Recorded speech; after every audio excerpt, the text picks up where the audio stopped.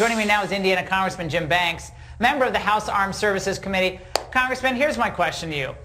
Why should we give another dime of military spending increase to the Pentagon, given what the Pentagon is doing with our incredible men and women in uniform in all branches of the military? Why should we be funding any of this? Well, if they're using it to pay for safe spaces, we have to question why we would use our taxpayer dollars to go toward initiatives like that. I mean, the bottom line here, Lori, is that wokeness is weakness. And when I put on the uniform and served my country, everyone I know who served in uniform, we did that to defend and protect America. You wear the uniform. When you wear the uniform, you endanger yourself to make America safe. That's the opposite of a safe space. You go to basic training or boot camp to make you tough, to put you in stressful situations. And creating safe spaces is exactly the opposite. So I'm embarrassed for all of the extraordinary men and women I know who joined the Air Force to serve, to protect and defend America, for them to see stories like this, that their leadership are imposing such a ridiculous concept on the Air Force that is antithetical to everything that we stand for.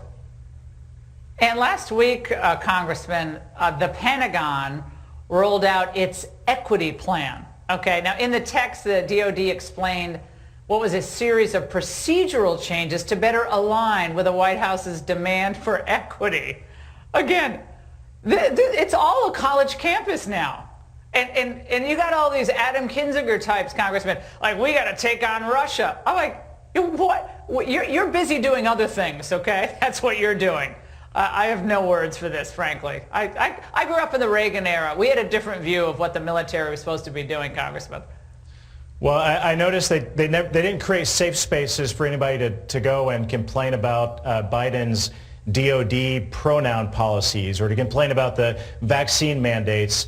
Lieutenant Colonel Lohmeyer was kicked out of the Air Force for complaining about critical race theory and social Marxism in the military. They didn't create a safe space for him. This is all ideological. They're kicking out anyone who has a right-leaning political belief in the military, and they're creating safe spaces for those who lean to the left. I mean, this is all a part of their grand design. They're going to do as much damage as they can for the next 2.5 years while Joe Biden is the commander-in-chief, and we got to do everything we can to stop it.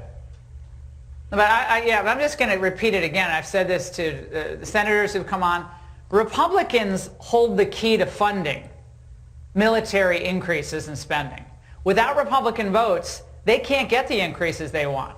So this has to be an absolute, insistence on part of Republican senators and congressmen. We're not doing this. You want to do this, don't look to us for the funding. You're not getting it. But it seems like we just keep writing a check to them. Congressman, we appreciate your joining us, and thank you for speaking out on this.